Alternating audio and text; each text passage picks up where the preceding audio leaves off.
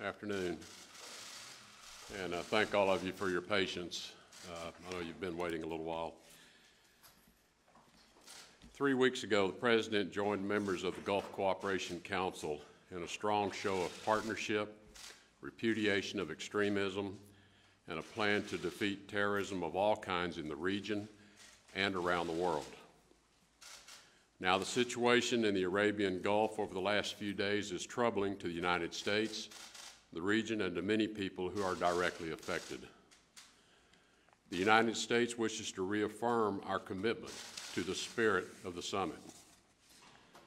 As we combine efforts to defeat the military, financial, and ideological support of terrorists, we expect to see progress in the Arab world toward greater political expression.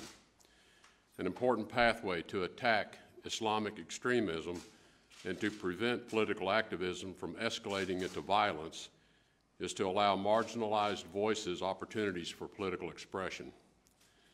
But this process requires regional and global consensus and mutual understanding.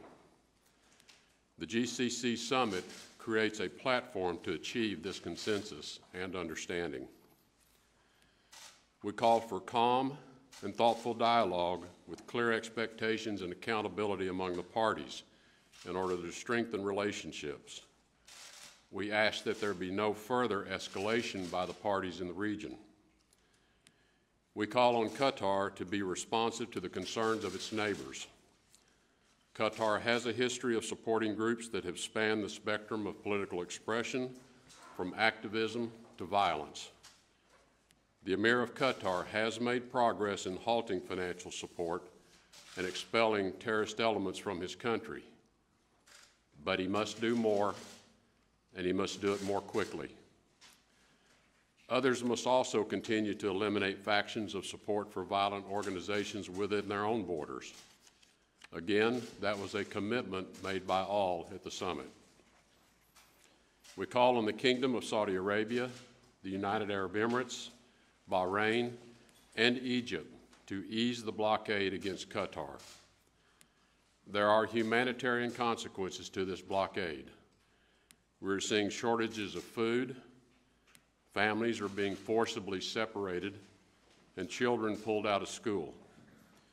We believe these are unintended consequences, especially during this holy month of Ramadan, but they can be addressed immediately.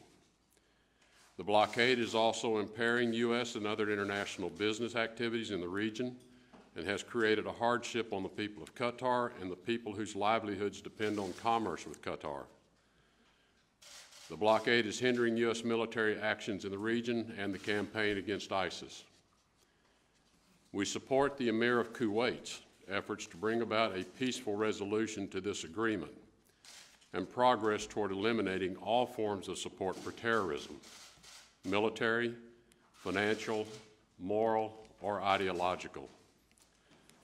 The U.S. will support these mediation efforts along with the Emir of Kuwait. In the last few days, I have spoken to many leaders in the region, and as I said to all of them, we know you're stronger together. It is clear to me, based on these conversations, that the elements of a solution are available.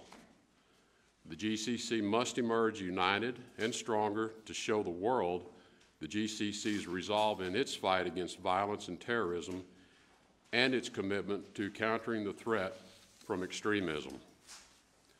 Our expectation is that these countries will immediately take steps to de-escalate the situation and put forth a good faith effort to resolve their grievances they have with each other.